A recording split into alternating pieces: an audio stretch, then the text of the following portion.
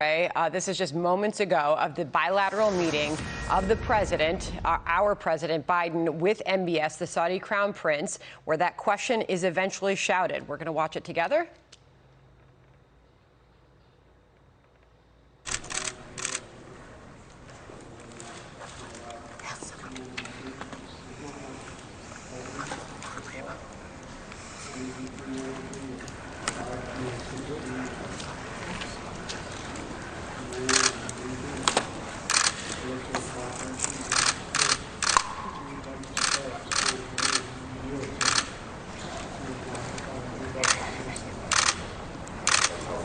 Thank you.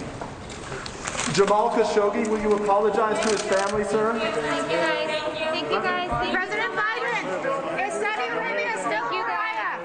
President Biden. No, great. Thank you. Thank you guys. Thank you.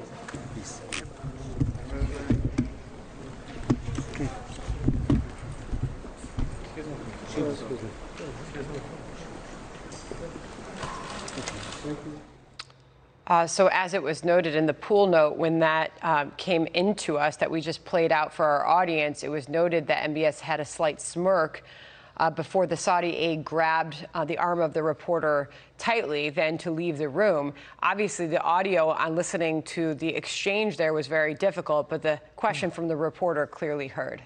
You know, I've been to countless of these around the world. They're always a little bit chaotic. That one maybe less so. But, you know, trying to hear the president is very difficult because a long table like that, you can't get a microphone in front of them. What is interesting about this, though, is that Saudi TV released the same thing with no audio on it. So the question that was shouted there by our colleague Peter Alexander from NBC was scrubbed from the version that the Saudis put out there. I guess they didn't want anyone questioning the Crown Prince about anything, let alone Jamal Khashoggi. So that was obviously the pool spray that we got at the very top of this expected controversial apparently that's going meeting. to be it, too. And, well, that we would see. So that'll continue. We'll see what news, if any, comes from that, John. So we'll keep watching for that. Yeah, I think that the exposure of this meeting is going to be fairly limited, but then he's got a whole other day there where he's going to be meeting with other leaders as well. So plenty of opportunity to hear from the president, if not the Crown Prince. All right. When the western U.S. was settled, it was seen as a vast frontier with limitless potential. But now, after decades of drought, wildfires, and other effects from climate change, it's becoming the center of a new war, a water war. The Colorado River and its two reservoirs, Lake Mead and Lake Powell, are at historic lows. More water is being taken from the river than it can provide. Folks who live around the West have seen those reservoir levels drop and drop. And the biggest reservoirs in the basin are now less than a third, closer to a quarter full. But people are also noticing this with the water use. Irrigators, folks who are farmers and ranchers, are seeing less in the streams, and they have less to divert out of those streams. In order to protect everyone who depends on water from the Colorado River, the states have to work together to cut what is typically used in the Colorado River Basin by about 25%. All throughout the Southwest, over the next couple of years, I think we're going to see the need to reduce water use in all sectors, all water sectors. And irrigation, as you know, takes up about 75% of the water use is for irrigation, and the other quarter is for municipalities and industry. And so I think there will need to be a reduction in use in the agricultural sector. And there's the chance and an opportunity to kind of guide how that happens, where that happens, so that perhaps less productive lands would be fallowed or rested, and more productive lands that might be providing crops that people are still very much in need of can continue to be used. So it's less a matter of complete cutoff, but more of a reallocation and a reconsideration of what is most important for us.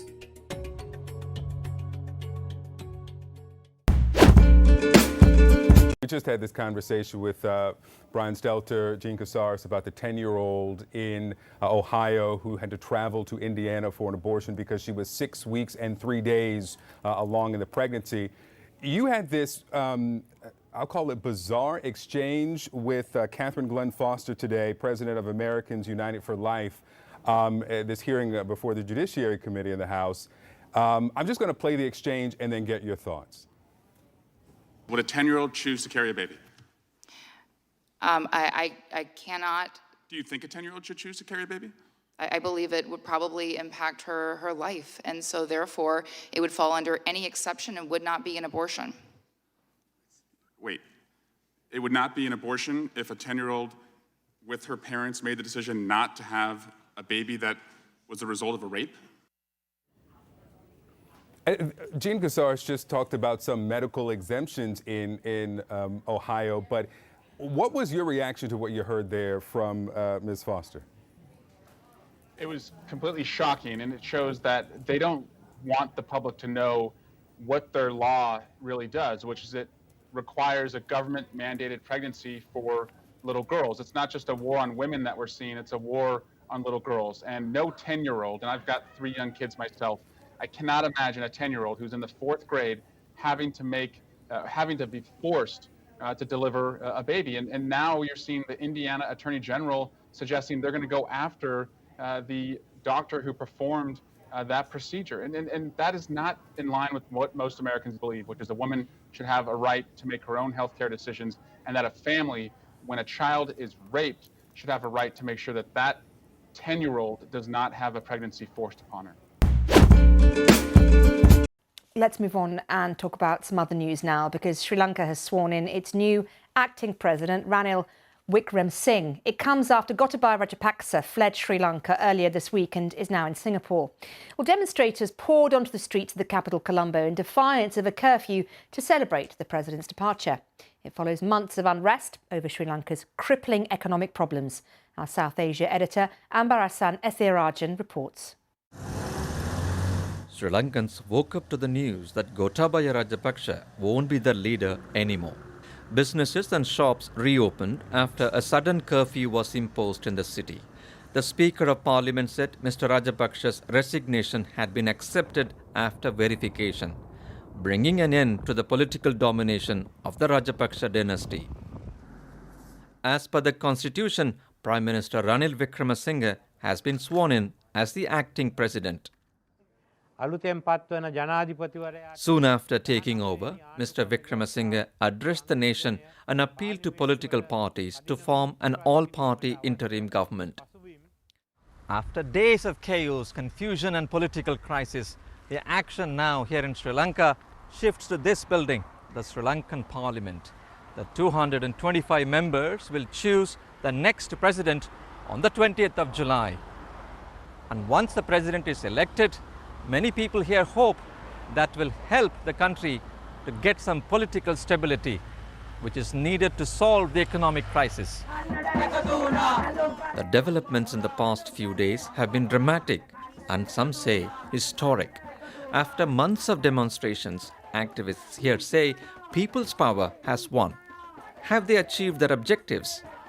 Not yet all, but part of it, yes, we have achieved part of it. And also our younger generation, we have not taught them to step back or to turn back. They will go forward and they will be asking for all their demands. Until then, the protest will go on. Whoever takes over as the next president faces a daunting task, a crippling fuel shortage, food is in short supply and hospitals are struggling. The protesters will return to the streets if these issues are not sorted soon. Anbarasan Ethirajan, BBC News, Colombo. Well, soaring temperatures are still hitting most of Europe. There are wildfires in Portugal and Spain, and a warning from the World Meteorological Centre of an increase in pollution as well. In the past hour or so, we've had the UK Met Office issuing its first ever red warning for extreme heat. Temperatures of over possibly 38 degrees here expected on Monday and Tuesday. As I mentioned, dozens of fires breaking out in Portugal, including near the city of Coimbra, killing at least one person. And the city of Badajoz in Spain, enduring temperatures of 44 degrees, with the country's Met Agency there saying some regions were suffocating. Further north in France, a wildfire has ripped through vast areas of pine trees south of Bordeaux, and many Bastille Day celebrations have been cancelled. The Spanish region of Andalusia has endured some of the hottest temperatures, including the city of Cordoba, from where our correspondent Guy Hedgeko now reports. The people of Cordoba know all about heat. Situated in the Guadalquivir Valley in southern Spain, summers in this historic city are notoriously hot and dry. But this summer already looks hotter than usual. The country is in the grip of the second heat wave of recent weeks. For many of the tourists who come here, temperatures in the mid-40s Celsius come as a shock. We're from Denmark. For me, too hot. This is too hot. I don't mind, actually. This is crazy. For locals, experience has shown them how to deal with these conditions. If you have certain underlying conditions and you expose yourself to the sun, you might suffer heat stroke, and it will get worse, this man says. But if you go out earlier in the day, you hydrate properly, then you'll be okay. Older people and young children are among those most at risk of being affected by the heat, according to doctors. You must force to the elderly and babies to be hydrated, to drink water. You must watch them closely. I suggest that the people stay at home from 1 to 6 p.m. now with the degrees so high. This heat wave is unusual because of its impact across the whole country. Even northern areas, which would normally escape the worst of the summer heat, are seeing extreme temperatures. The northwestern region of Galicia has been on red alert due to temperatures of up to 42 degrees. The extreme heat and high winds have fueled wildfires, which have devastated swathes of land in the centre of the country. In neighbouring Portugal, similar conditions have left firefighters battling multiple blazes. Swimming pools like this one provide relief for families. But despite the relaxed mood, there is a sense that this kind of heat is becoming increasingly normal. It's changed. We have longer summers now. The spring and autumn don't exist anymore. We go directly from the cold to intense heat in a few weeks. Just a short period of time. It's evening time in Cordoba, and the temperature has dropped just enough for people to start coming out into squares like this one for a drink. But it's still not clear exactly when this heat wave will end, or indeed whether there will be others like it later on this summer. Guy Hedgecote, BBC News, Cordoba.